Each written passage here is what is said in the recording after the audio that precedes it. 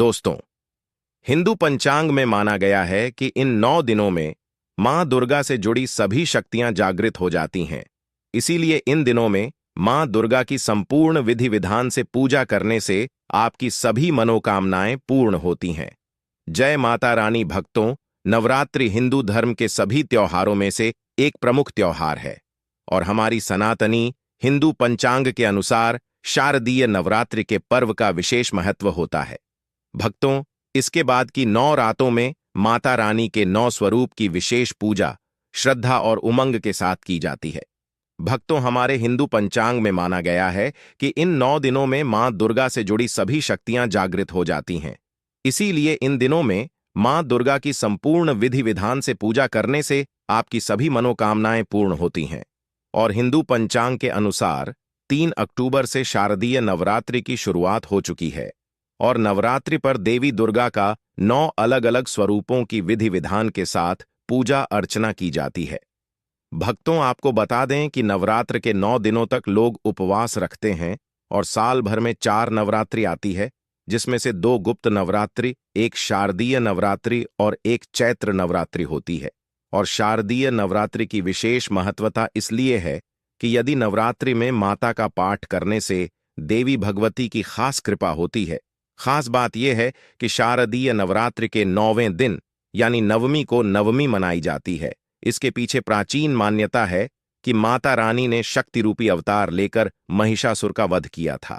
भक्तों, अधिकांश हिंदू परिवार इसे श्रद्धा से मनाते हैं। भक्तों, वीडियो शुरू करने से पहले आपसे सभी से रिक्वेस्ट करते हैं कि भगवान श्री हरि विष्णु जी और माता लक्ष्मी जी के सच्चे भक्त वीडियो को लाइक कर दें और सच्चे दिल से कमेंट बॉक्स में जय श्री हरि विष्णु और जय मां लक्ष्मी जरूर लिख देना, जिससे आपकी समस्त मनोकामनाएं पूर्ण हो जाएं और ज्यादा से ज्यादा वीडियो को शेयर कर दें। माता रानी प्रसन्न होने पर कौन से संकेत देती है भक्तों? वीडियो को पूरा देखिएगा, तभी आपका कंफ्यूजन दूर होगा और साथ ही हम जानेंगे कि नवरात्रि इस बार कितने दिन की है और शारदीय नवरात्रि में मां दुर्गा के आने की सवारी क्या होगी। नवरात्रि प्रारंभ होने से पहले आपको किन बातों का ध्यान रखना है और नवरात्रि में किन मंत्रों का जाप करना है, संपूर्ण जानकारी आपको आज की वीडियो में देने वाला हूं। तो वीडियो बहुत महत्वपूर्ण है, वीडियो को पूरा जरूर देखिएगा। लेकिन वीडियो को शुरू करने से पहले पूरी श्रद्धा के साथ एक बार कमेंट सेक्शन में जाएं, माता जी का जयकारा अवश्य लगा लीजिए। मां भगवती दुर्गा की कृपा सदैव आप और आपके समस्त परिवार पर बनी रहेगी और वीडियो को लाइक करके चैनल को सब्सक्राइब अवश्य कर लें। दोस्तों, नवरात्र के 9 दिन बहुत ही पवित्र माने जाते हैं और इन 9 दिनों में भक्त अपनी अपनी सामर्थ्य अनुसार माता रानी की पूजा करते हैं। और भक्तों, आपको बता दें कि इन 9 दिनों में नाखून, बाल आदि काटने के लिए मना किया जाता है। व्रत को पूजा करते समय विशेषकर ध्यान रखें, काले रंग के वस्त्र नहीं पहनने चाहिए। विधि विधान से सुबह और शाम की पूजा करनी चाहिए। वैसे तो कलश स्थापना करना बहुत ही शुभ माना जाता है। अगर आप किसी कारण से कलश स्थापना नहीं कर पाते हैं तो बिना कलश स्थापना के भी आप नवरात्रि के 9 दिन की पूजा या 9 दिन उपवास रख सकते हैं। भक्तों, इन 9 दिनों में अखंड ज्योत भी चलाई जाती है, जो कि 9 दिन और 9 रातों तक लगातार चलती रहती है। इन 9 दिनों में श्री दुर्गा चालीसा पाठ, श्री दुर्गा सप्तशती का पाठ किया जाता है और भक्तों, अपनी अपनी परंपराओं के अनुसार अष्टमी और नवमी तिथि को कन्या पूजन किया जाता है। भक्तों, शारदीय नवरात्रि में मां दुर्गा के 9 स्वरूपों की आराधना करते हैं। प्रथम शैलपुत्री, द्वितीय ब्रह्मचारिणी, तृतीय चंद्रघंटा, कुष्मांडा, चतुर्थ और पंचम स्कंध माता कात्यायनी, कालरात्रि महागौरी और सिद्धिदात्री। तो नवरात्रि मां दुर्गा के 9 स्वरूपों की आराधना की जाती है। शारदीय नवरात्रि के प्रथम दिन हम देवी मां शैलपुत्री की पूजा करते हैं। नवरात्रि में जो माता का प्रथम रूप है वह है शैलपुत्री। तो शैलपुत्री के लिए बोला जाता है, यह पर्वतराज हिमालय के घर में पुत्री के रूप में उत्पन्न हुई थी, इसलिए इनका नाम शैलपुत्री पड़ा है। नवरात्रि के प्रथम दिन हम माता शैलपुत्री की उपासना करते हैं। वृषभ में माता शैलपुत्री स्थित रहती हैं। वृषभ इनका वाहन है। यह अपने हाथों में खड़क चक्र गदा, धनुष बाण पर एक शूल सुमन भी कपाल और श्रम को धारण करके संपूर्ण आभूषणों से विभूषित होती है। मेलमरी के समान क्रांति युक्त 10 भुजा माता की है, 10 चरण वाली है। इनके दाहिने हाथ में त्रिशूल और बाएं हाथ में कमल पुष्प सुशोभित है। देवी पुत्री शक्ति दृढ़ता आधार पर स्थिरता का प्रतीक है। माता की उपासना करने से जीवन में स्थिरता आती है। तो अगर आप भी माता शैलपुत्री को प्रसन्न करना चाहते हैं तो आपके जीवन में स्थिरता आएगी। माता ब्रह्मचारिणी की पूजा करते ही देवी ब्रह्मचारिणी की आराधना करने से कई प्रकार के मनोरथ की पूर्ति होती है। देवी ब्रह्मचारिणी, इनका नाम क्यों पड़ा यह भी जान लेते हैं। तो भगवान शिव से विवाह करने के लिए प्रतिज्ञाबद्ध देवी माता पार्वती ने कठोर ब्रह्मचारी का पालन किया। ब्रह्म का अर्थ होता है तपस्या और आचरण, उसका अर्थ होता है आचरण करने वाली। तो इस प्रकार ब्रह्मचारिणी का अर्थ हुआ और आचरण करने वाली। तो माता रानी ने कठोर तपस्या की। भगवान शंकर को प्राप्त करने के लिए इनके स्वरूप का सर्वप्रथम बखान जानते हैं। तो देवी ब्रह्मचारिणी के दाहिने हाथ में जप की माला है, बाएं हाथ में कमंड ले है और ब्रह्म का स्वरूप है। देवी ब्रह्मचारिणी की उपासना करने से मनुष्य में त्याग, वैराग्य, सदाचार और संयम की वृद्धि होती है। माता की कृपा से ही सर्वत्र सिद्धि और विजय की प्राप्ति होती है। माता ब्रह्मचारिणी का मंत्र है या देवी सर्वभूतेषु ब्रह्मचारिणी रूपेण संस्थिता नमस्तस्ये नमस्तस्ये नमः। नवरात्रि के तीसरे दिन मां चंद्रघंटा की पूजा करते हैं। इस देवी के मस्तक पर घंटे के आकार का केंद्र बना हुआ है, इसलिए माता का नाम चंद्रघंटा पड़ा है। इनके जो चंद हैं यह भय है। घंटे की ध्वनि से यह सभी दुष्ट व्यक्तियों का नाश करती है, इसलिए भक्तों माता का नाम चंद्रघंटा पड़ा है। इनके स्वरूप जान लेते हैं तो मां के शरीर का रंग स्वर्ण के समान चमकीला है। इनके 3 नेत्र हैं, 10 हाथ हैं।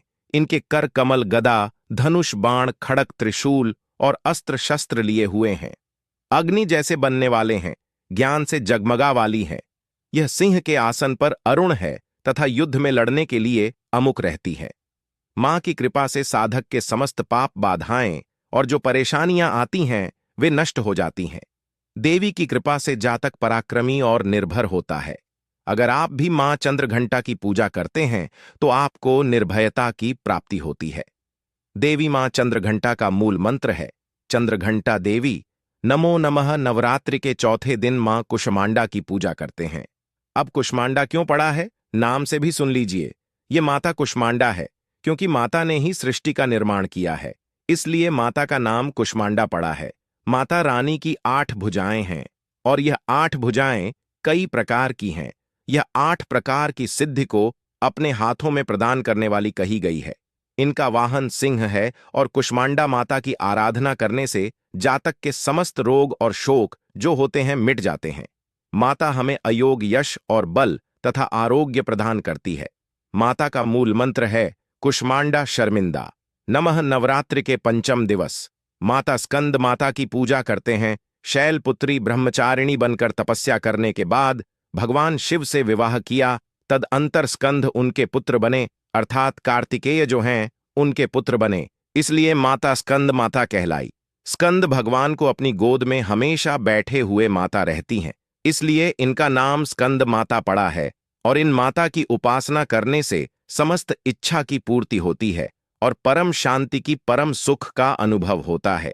इनकी पूजा करने से, आराधना करने से सभी प्रकार की वस्तु की प्राप्ति होती है, ऐश्वर्य मिलता है। अगर आप मां की पूजा करते हैं तो ऐश्वर्य की प्राप्ति होती है, सभी प्रकार की सिद्धियों की प्राप्ति होती है। आइए जानते हैं माता का मूल बीज मंत्र। ओम देवी स्कंद माता नमः, यह माता का मूल बीज मंत्र है भक्तों। इसके बाद शारदीय नवरात्रि के 6ठे दिन देवी कात्यायनी की पूजा करते हैं। मां दुर्गा के 6ठे रूप को मारकाट कात्यायनी के नाम से जाना जाता है। आर्ष कात्यायन की कठिन तपस्या से प्रसन्न होकर उनकी इच्छा अनुसार उनके यहाँ पुत्री के रूप में पैदा हुई थी। आशी कात्यायन ने इनका पालन पोषण किया था, इसलिए माता का नाम काट यानी पड़ा है। माता की भक्ति जातक को अर्थ, धर्म, काम और मोक्ष चारों फल प्रदान करती है। साधक अलौकिक तेज और प्रभाव से युक्त हो जाता है। इनकी पूजा करने के बाद माता को जो मूल बीज मंत्र है वह इस प्रकार से है। ओम देवी का यानी नमः इस मंत्र से जाप करके माता को प्रसन्न कर सकते हैं। शारदीय नवरात्रि की सप्तमी तिथि नवरात्रि के 7वें दिन माता काल रात्रि की पूजा करते हैं। जी हां, माता काल रात्रि की उपासना करते हैं। संपूर्ण प्राणियों की पीड़ा हरने वाली अग्नि भय जल है। भय रात्रि भय को दूर करने वाली, काम क्रोध और शत्रु का नाश करने वाली है। इनकी पूजा करने से सभी पापों से मुक्ति, दुश्मनों का नाश और तेज बढ़ता है। मां अपने भक्तों के सभी प्रकार के कष्टों और भय से मुक्त कराती है। माता को जो बीज मंत्र है मेरी क्लीन चामुंडा विजय, इस मंत्र का जाप करने से माता बहुत ही प्रसन्न होती है। या फिर होम काली के नमः इस मंत्र का जाप कर सकते हैं। दोस्तों, नवरात्रि की अष्टमी दिन, नवरात्रि के जो अष्टम स्वरूप कही गई है मां गौरी, मां दुर्गा का जो अष्टमी स्वरूप है यह मां गौरी है। हिमालय में तपस्या करते समय गौरी का शरीर धूल मिट्टी से ढकर मलिन हो गया था, जिसे शिव ने गंगा जल से धोकर के मल को बाहर निकाला। मलिन शरीर को गौरव प्रदान किया, इसलिए माता का नाम गौरी पड़ा है। और इनकी पूजा करने से क्या फल प्राप्त होता है, आइए जानते हैं। यह सभी देवियों की तुलना में सबसे जल्दी प्रसन्न होती हैं। और अगर आप जल्दी प्रसन्न करना चाहते हैं देवी दुर्गा के स्वरूप में किसी भी देवी की तुलना में, आप महागौरी की पूजा करना शुरू कर दीजिए। इनकी पूजा करने से यह तत्काल प्रसन्न होती है। देवी का जो स्वरूप कहा गया है वह है सिद्ध मां।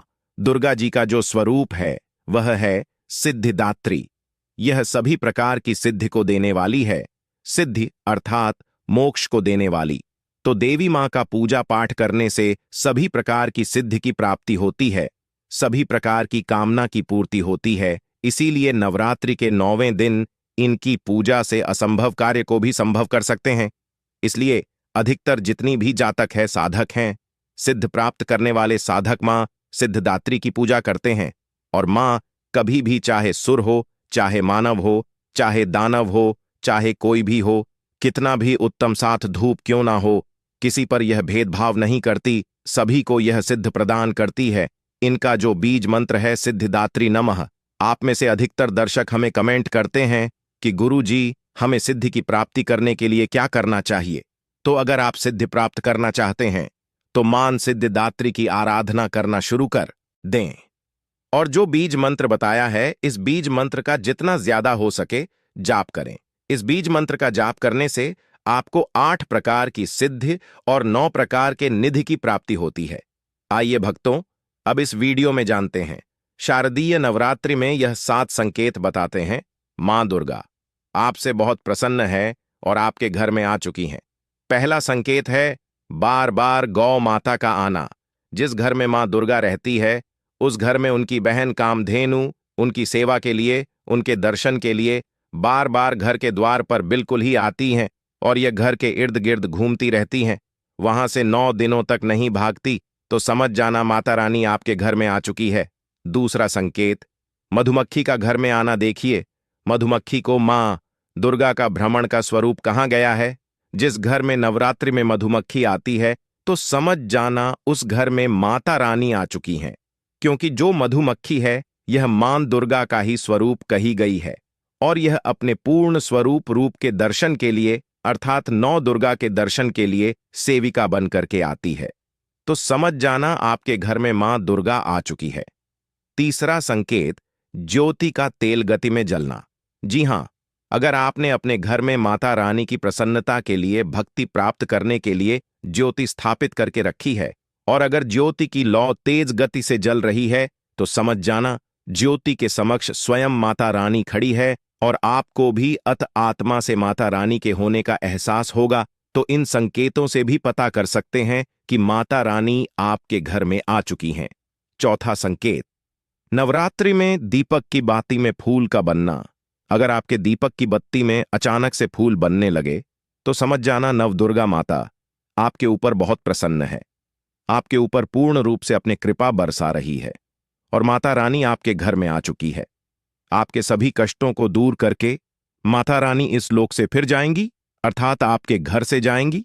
पांचवा संकेत बताते हैं, बार बार घर में अगर काली चींटी निकलने लगे, अगर काली चींटी समूहबद्ध निकल रही हैं और रास्ता काटती है तो समझ जाना माता रानी आ चुकी हैं और आपके सभी प्रकार की इच्छा को पूर्ण करके जाएंगी। यह माता लक्ष्मी के होने का एहसास कराता है। अचानक घर में मनमोहक सुगंध आने लगे। यदि आपको अपने घर में अचानक से इत्र जैसी कोई सुगंध आने लगे, ठंडी हवा चलने लगे, तो समझ जाना माता रानी आ चुकी है और अपने होने का एहसास आपको करा रही है। तो इन संकेतों से भी पता कर सकते हैं कि माता रानी आपके घर में आ चुकी है। 7वां संकेत, फटे कपड़े पहने अगर कोई याचक आ जाए तो समझ जाना माता रानी आपके द्वार पर याचक बन करके आ चुकी है। नवरात्रि में कोई भी याचक आए तो खाली हाथ भूलकर भी मत जाने देना, क्योंकि स्वयं माता रानी परीक्षा लेने के लिए हमारे घर में याचक बन करके आ जाती है। क्योंकि इस बार अपने भक्तों की परीक्षा लेने के लिए धरती पर स्वयं आते हैं और यह आपको समझना होगा। तो यह 7 संकेत बताते हैं कि माता रानी आपके घर में आ चुकी है और आपसे काफी प्रसन्न है। इनमें से आपको कौन सा संकेत मिला है, हमें कमेंट सेक्शन में जरूर बताएं।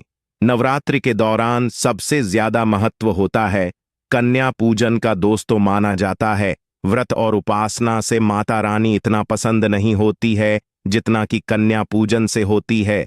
नवरात्रि में छोटी छोटी कन्याओं को माता रानी का स्वरूप माना जाता है। कन्याओं को भोग लगाया जाता है, उन्हें प्रसन्न किया जाता है और बदले में आशीर्वाद मांगा जाता है। कन्याओं को प्रसन्न करने के लिए गिफ्ट आदि उपहार वगैरह दिए जाते हैं। माना जाता है अगर कन्याओं को कोई भेंट दी जाए और उसे खुशी खुशी स्वीकार कर ली तो इसका मतलब है माता रानी अर्थात माता वैष्णव ने भेंट स्वीकार कर ली। जिन पर कन्याएं प्रसन्न होती हैं तो समझो उन्हें माता रानी का आशीर्वाद मिल गया और माता रानी की कृपा से उन्हें मुंह मांगा वरदान प्राप्त होता है। नवरात्रि में 2 साल से लेकर 10 साल तक की कन्या का पूजन होना चाहिए। अष्टमी अथवा नवमी को कन्याओं के पैर धोकर भोजन कराना, उपहार आदि देना श्रेष्ठ माना जाता है। आपके घर में संपन्नता बनी रहे तथा धन की कोई भी कमी ना हो, कन्याओं को कोई सुंदर गिफ्ट दे सकते हैं। शास्त्रों में बताया जाता है कि कन्या जितना खुश होती है, माता रानी उतना ही जल्द फल की प्राप्ति प्रदान करती है। ऐसे में आप कन्याओं को चॉकलेट बॉक्स दे सकते हैं तथा खूबसूरत कपड़े दे सकते हैं। याद रहे काले कपड़े ना दें और स्टील के बर्तन भी गिफ्ट के तौर पर दे सकते हैं। याद रहे कि कन्याओं को लोहे का कोई भी सामान नहीं देना चाहिए। दोस्तों, जब कन्या अपने घर के लिए प्रस्थान करें तो उनके चरण जरूर छू लें और अपने मन में अपनी प्रार्थना को पूरा करें। सच्चे दिल से मांगी मुराद माता रानी अवश्य पूरी करती है। और कमेंट बॉक्स में जय माता दी लिखना ना भूलें। आज के लिए बस इतना ही दोस्तों। अगर आपको यह वीडियो पसंद आया है तो वीडियो को लाइक करिएगा, दोस्तों को शेयर जरूर करिएगा और चैनल को सब्सक्राइब करके बेल आइकन जरूर दबाइएगा।